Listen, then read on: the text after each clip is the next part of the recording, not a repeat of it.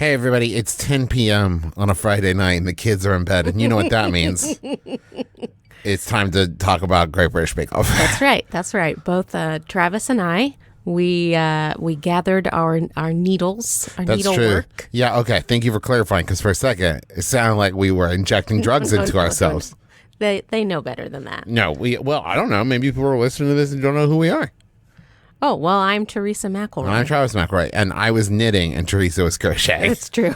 And we ate some lemon and blueberry pie with cardamom crumb. I didn't make it. It was store-bought. I do bake from time to time. I thought about we could, say why we are qualified to talk about Great British Bake Off. Oh, okay. And, I bake and eat a lot of baked goods. I eat a lot of baked goods. But mostly... And I'm also an Anglophile. Sure, that is true. But I would say the thing that probably qualifies us most is we have watched every episode of Great British Bake Off, every episode. From the beginning. Most of them, I would say 5 times or more. There are some seasons for sure. that we have just put on, and leading up to the new season starting, we watched all of them again. Yep. So we know the ins and outs. You know what? Big picture stuff. What'd you think of Matt Lucas? I like it. Yeah? So I think that, and we made this comment several times through. Matt Lucas is the new host, by the way. He took over for the Sandy. I think that he has the perfect voice for it. Great narrator. I love all of his, what are the voiceovers? Yeah. Exposition? Exposition? Expletive. Exploitation. Explicative? No, that's not it. That's curse words. No, that's explicit. Okay. Expletive. Sure. None of this matters. Oh, no. The thing is I feel like one of the things that I like Sandy a lot. Let me start there. I thought she brought, it was a good balance to Noel, where Noel is very silly, and Sandy brought a more grounded kind of feeling to it. Right, where one of the things I will say, I love Noel Fielding. I'm a huge Mighty Boosh fan. We've seen him live in LA. I'm a big fan.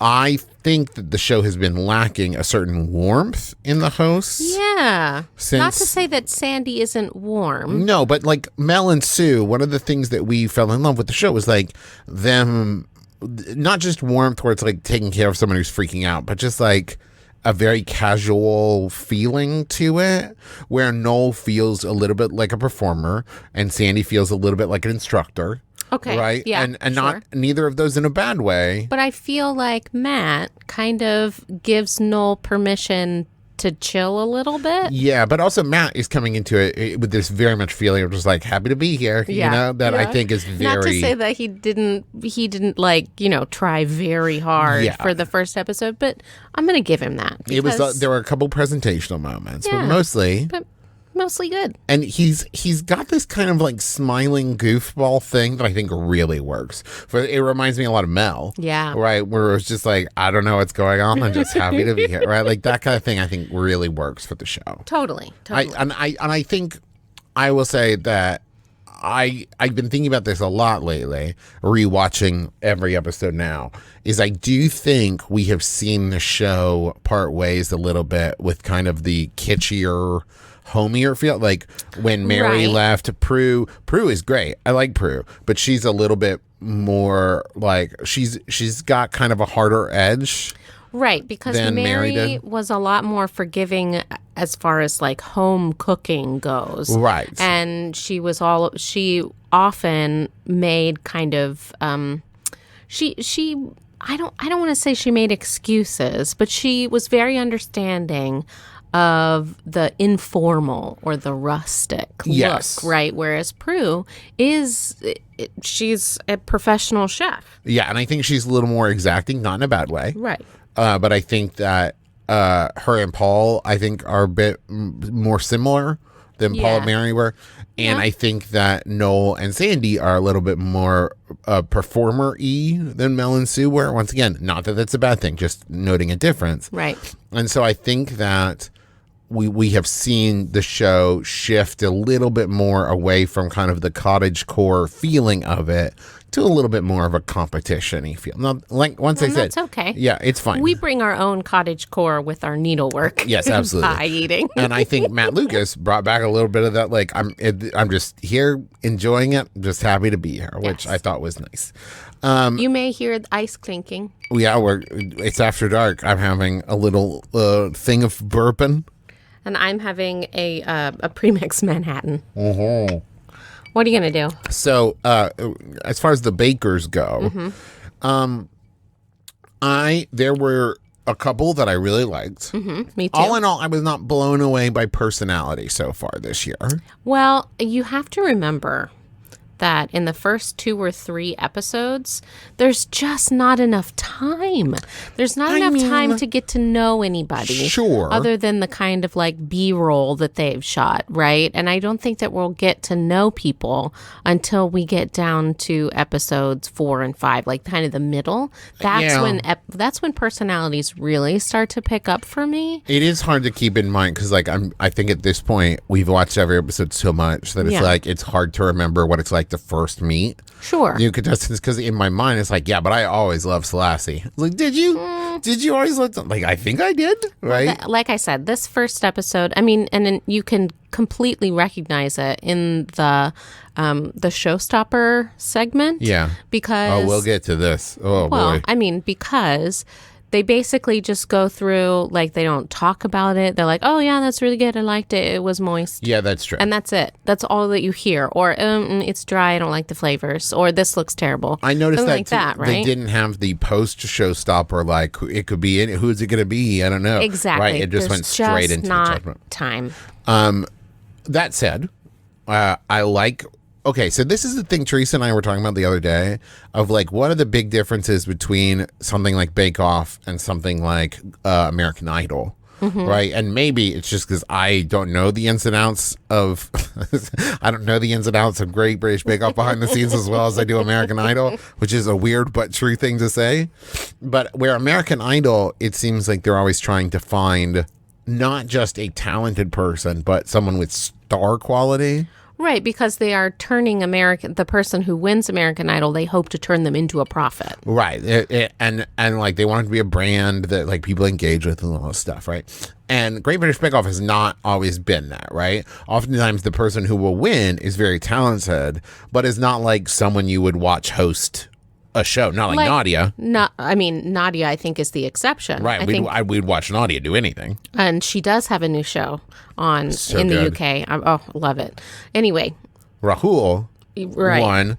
And it's like... And it's just not in his personality, it seems, to want to make cookbooks and cooking shows and do, like, other panel type things. Right. And that's... I feel like that really is the big separator, isn't it? Like, the Bake Off is not looking for that kind of product. Right. So, like, Peter, we were instantly like...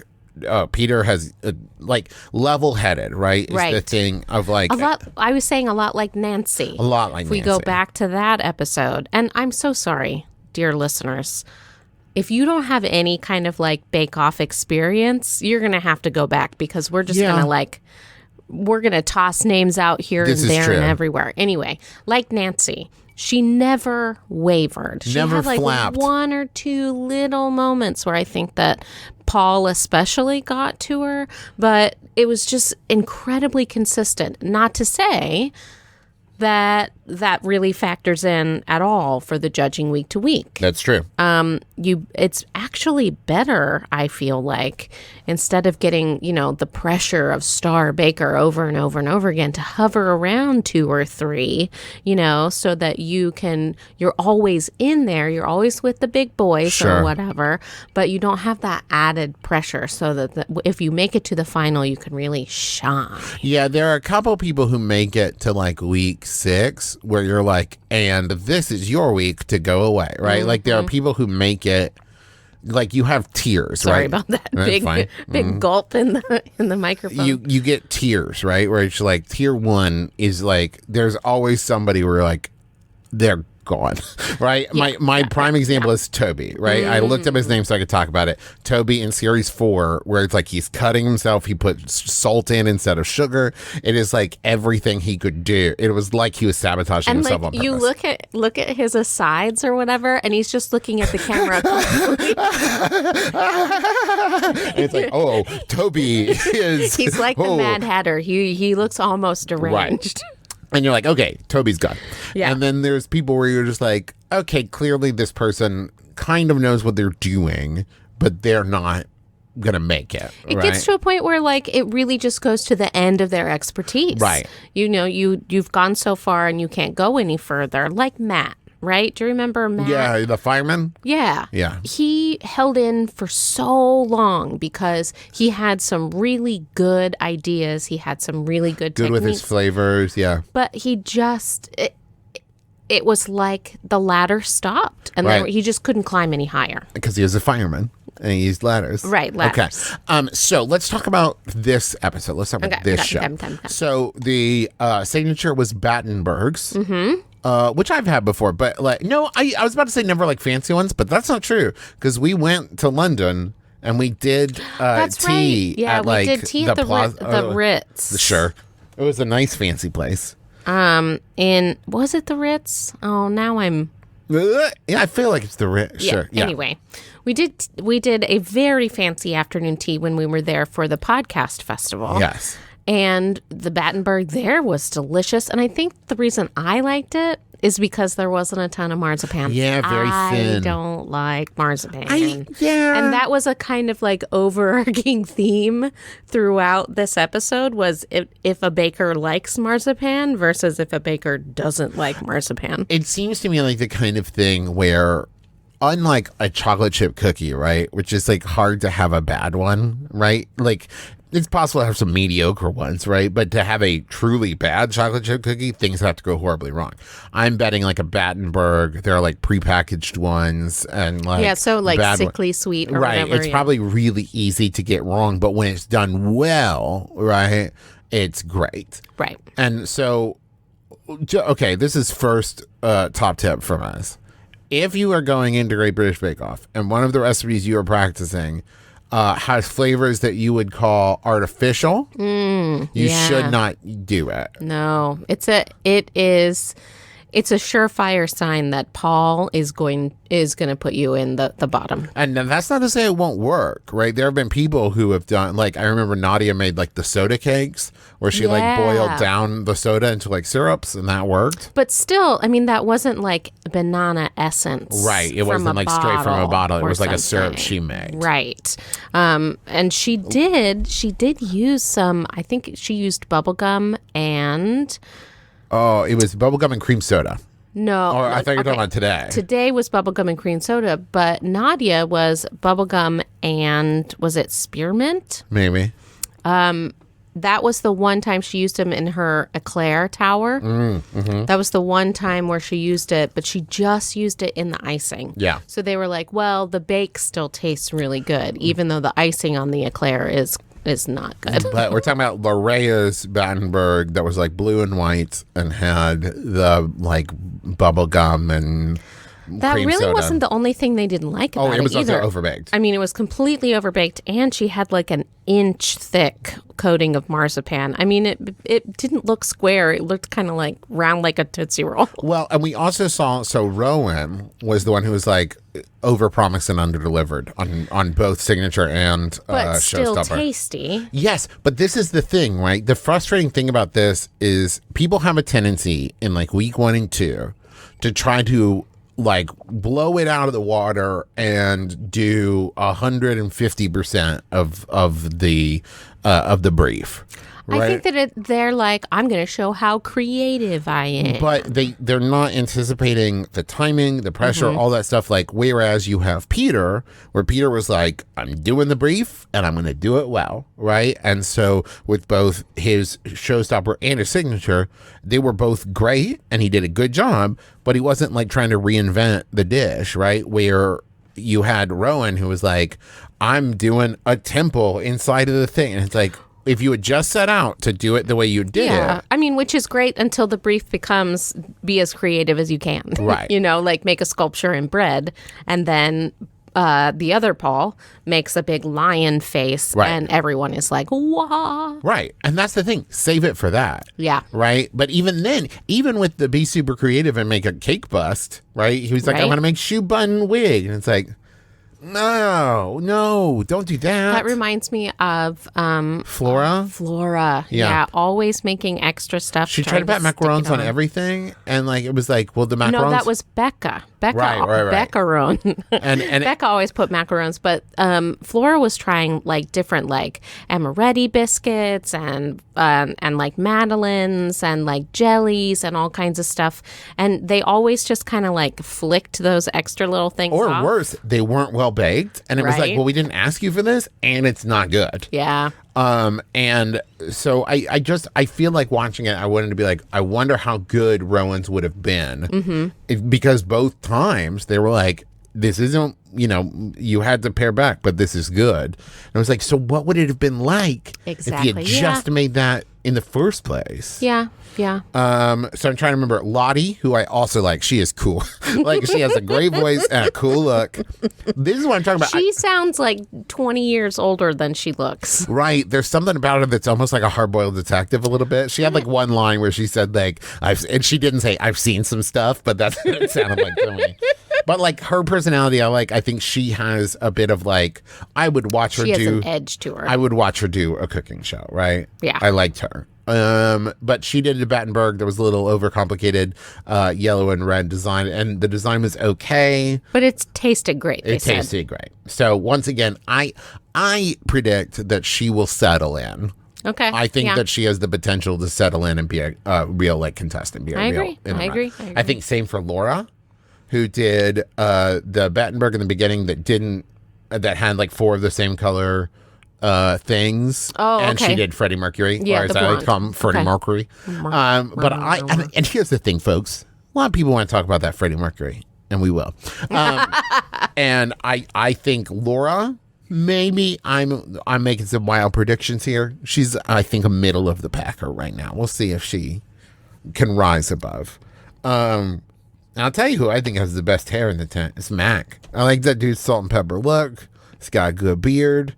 Okay, yeah. I liked him. There's 2 marks. One mark might be a contender. The other one, he almost went on this episode. Like, I think so.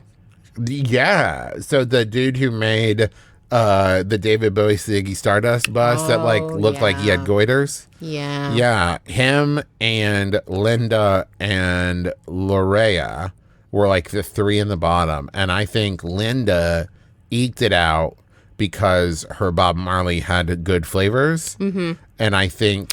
we have to talk about the Bob Marley. Okay, so here's the thing about the Bob Marley. And I want to clarify by saying, I'm not saying the real Bob Marley looked like this. I'm saying her design looked like old Greg from Mighty Boosh. It was psychedelic, sort of. But it looked like the Seaweed Man, old Greg. It was just kind of like greens and blues and grays. And the fact that at no point Noel Fielding, who played old Greg, the fact that he wasn't like... That looks like old Greg was very disappointing to me. Perhaps. It's a copyright issue. It's a copyright issue. Maybe he did and it just didn't make it in. Maybe, but it looked like old Greg. I want to give Noel the benefit of the doubt. Right. I'm trying to think of other like notable Hermine, I think was her name, made the orange and chocolate Battenberg. Yeah. That was very like looked good, very clean. Like clean lines, clean decoration. But I feel like she is going to get hung up on time a lot. She did the Lupita Nyong'o, right? Okay. She did her. And the detail of the dress was gorgeous. And it was like she spent so much time on that, she forgot to do the face. Right. And she was like, yeah, you'll never guess who this is. But the like fabric stuff looked amazing. Right. And it's like, okay, you need to prioritize a little bit better. Then there was Dave. Dave in technical. The thing in technical. I know. I think that he handled it so well, though. So Sura Yes. was shooing a fly off of her little mini upside down pineapple cakes, and kind of flourished, I think, and found that Dave is his name was behind her and knocked his slate, and 4 out of 6 like splatted on the ground. Here's the wonderful thing about Great British Bake Off that we talked about, that you pointed out, is that they don't inject drama into it, right? The drama is there. Will they get done on time? And they're all taking it very seriously, right? Right. And so when something like this happened, Dave was instantly like, accidents will happen. Everybody was more focused on being there for Sura because she felt so bad than Dave. And what's interesting is when you don't, it's one of the same reasons I enjoy Tara's house, is if you don't inject drama, when drama really happens, it lands so much harder. Just like Bingate. Right. That is still something that I think about all the time. It's hard for me to watch it when it happens. Right. And I think that 30, 40 seconds? Yeah. That they spend on that is still going to be hard for me to watch. We watched the episode twice so that we could clearly discuss it, and also because once we did it while we were making dinner, and we wanted eyes on, so we did it while we knitted and crocheted. And when it came back time for that, I was like, I don't know if I can, but it ended up being fine. I think that he didn't come in last. And I don't think he was going to lose. No. I felt like Prue and Paul did a very good job of judging it objectively. Exactly. And Sura won that technical. Yeah, that was another thing. Oh, the drama that's there when she felt bad that she won. Yeah. I like her. I do too. She had some good moments. With Noel joking around when she was talking about David Attenborough. Yeah. And talking about he's not coming. Oh, shut up. And I was very cute, very good. So let's talk about the cake busts. Okay. I didn't like this challenge. Really? It felt very nailed it to me. It felt like a setup. Now, when you say it like that, yes. Where it kind of felt like a really big ask where and I to their credit though, I think that they judged more on the actual bake. They always do. And stuff than the look, right? They were actually, I think in many ways went out of their way to be complimentary of oh yeah, it definitely looks like that person, right? It wasn't about the appearance, but it felt like it was there to be a something people would talk about on the internet the next day. Okay. I mean, I think that, so Cake Week, right, is always episode 1. Is it? Yes. Okay. You don't believe me? No, it's not that I don't believe you. It's just that they all run together. Okay. No, Cake Week is always episode 1. And so I think that they've almost kind of run out of ideas of make a sculptural cake. Yeah. So then they defined it this week. Sure. They defined it as a bust of a person. And it was fun. Don't get me wrong. We had a good time watching it. And they weren't all super highly realistic anyway. This is true. I mean, one of the marks did Darwin as a stone carving, a statue. I will say though, it's fun. There were a lot of moments when they would reveal the final, and I was like, oh, the David Bowie that looked like he had goiters. The one of the poet that Loraya did that looked like a cross between I think she said Dobby and E.T. was not good. There was the Freddie Mercury didn't bother me, and here's why. It felt like it was already a stylized it was thing. Very cartoony. It had a little bit of a Playmobil kind of look. The village, not Village People. I know what you're talking about. I can't. I can't remember. But that, I think she was already going for a little bit of cutesy thing.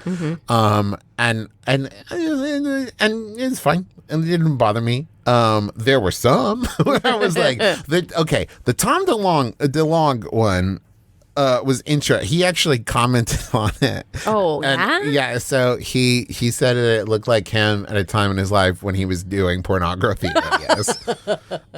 But it looked to me almost like a Garbage Pail Kids version of him. It was very caricature-y.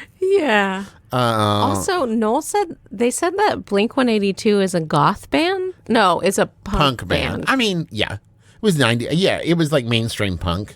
Yeah. Is there mainstream punk? Isn't that just like pop music? Well, okay, but like the point of punk is be against the machine. I mean, sure, but also people like to make money. Okay. Fine. Yeah, because it's hard to be in a punk band and also work your job at Best Buy.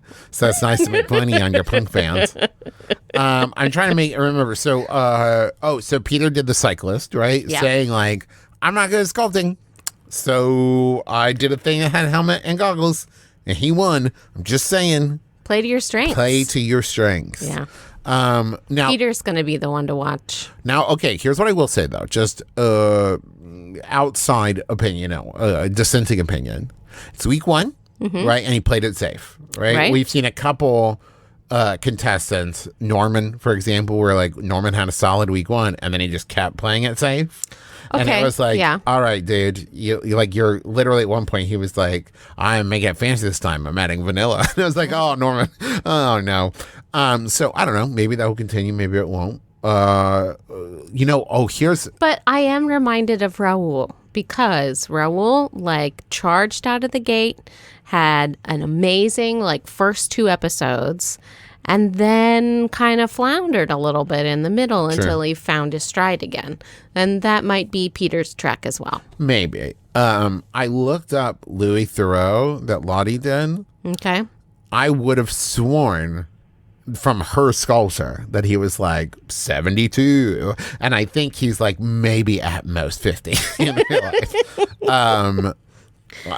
She was heavy on the gray tones, huh? Yeah. I also wanted to point out that beautiful, beautiful irony of Sarah knocking the pineapple upside down cakes off the tray, and then David Attenborough, her sculpture falling off the tray. Oh, yeah. I mean, what symmetry? Nobody knocked it off. It was just a super what do they call soft cake? Yeah. So she didn't put enough internal supports to support the softness. I will also say I was very excited because I think this was the first time that they've announced the technical, and I thought, I've made that before. I've made a pineapple upside. A lot of the other ones, I haven't even heard of that. I'd never even seen a macatine. No. Right? But pineapple upside down cake, maybe that's because it's more is it more American? Well, I think sometimes, because I think they ran into this a lot on the last series. They would have these really overly intricate technicals where it's where do we even start judging? Because nobody did it well, right? And so it starts to just be now we're just frustrated because none of it, it's always about. Oh, yeah. Remember when they were so mad about the fondant fancies? Right. It's all about which one's the least bad. Yeah, with James. And so I think that maybe they're wanting to do a little bit more of who can nail a little less intricate, because with the pineapple nailed it because with the pineapple upside down cakes, right, it was a lot more of ooh, this one's a little too dark, this one's a little too right. They could actually nitty gritty judge it. Yeah. And it's about the timing too, right? Because most of the bakes ended up with the whipped cream or whatever falling off because they didn't time it out enough to take them out and let them cool before putting the whipped cream on. And the person who got first, Sarah, right? Sarah, sorry. Sarah, she had enough time to cool her cakes before putting the whipped cream on. And they were this whipped cream is on the cake and looks great. But isn't that interesting to think about a technical where the deciding factor is the whipped cream on top? I'm saying that is there are It is a rough technical sometimes in bread week because half of them are raw. Right. This is what I'm saying. They can't even eat them. As I think that they just wanted to start with something where it's just we can see kind of where you're all working, right? As opposed to a technical where it's just I don't know. Like, everybody is starting from scratch on their knowledge. Because there were some people who were like, I've never seen a pineapple upside down cake before. I'm like, what are you talking about? They've made them on this show. Yeah. Are you not watching this show? It was Alvin. Yeah. The perfect example of the simple and elegant, where it's just like he was done like 20 minutes before everyone else. And then like he got a handshake on it. Yeah. No handshake this episode. Yeah. Well, we had been watching the other ones, and there was one season he was just giving them out. It was like the season candy. with Kim Joy. Yeah. Because I remember like in one signature, 3 people got handshakes. And I was like, handshakes used to mean something, sir. So, and I think I seem to recall on social media that being like a big thing about Paul giving out handshakes like candy. So maybe he's like, okay, I gotta, just like we've asked the bakers to up their expectations, he's going to up his expectations too. Maybe he was doing it to like throw off odds makers in Vegas. He's a real gambling You don't know who's gonna win. I'm handshaking everybody. I'm a wild card. There's handshaking here and handshaking here. And I said this one was overbaked and tasty gross, and here's a handshake. Who's gonna win? Maybe they're not handshaking because of COVID. Well, but they're all quarantining together. I guess and they they're did like talk eating about how the they're a food bubble. that they're making, Well, right? fomites are not such a big conductor, but they are like not social distancing. I did see how they lined up all the bakers. Yeah. They put them right next to each other. So you're right. I think that because they've made their own little bubble.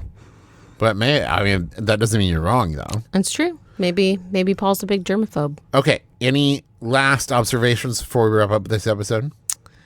Who do you think the final 3 will be? Okay. Just wild speculation. Wild speculation. I think Peter's definitely in there. Agreed.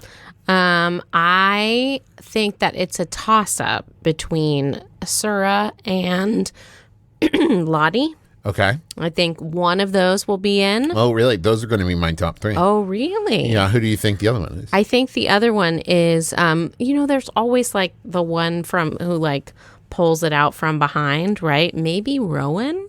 Maybe. If Rowan can get his act together, I think and same with Hermine, because like they liked her flavors, and the work she did on the Battenberg and on the like dress part of the bust were spectacular. And she said that like the thing that she loves to do is French patisserie. Right. So that's always a big thing. If she can get her stuff together, I could see her being a real contender. But I just from right now, I think Lottie seems a little bit more pizzazzy, right? But seems to have good skills. Sura won technical and did fine in both. And Peter was star baker. So, like, that said, now that you mention it, I could see Rowan and Hermine making it pretty far. Yeah. Okay. Join us again next time after another episode. Bye. What should we really call it? Bake on? Maybe we should call it bake through. Let's pick a different preposition every week. Bake with.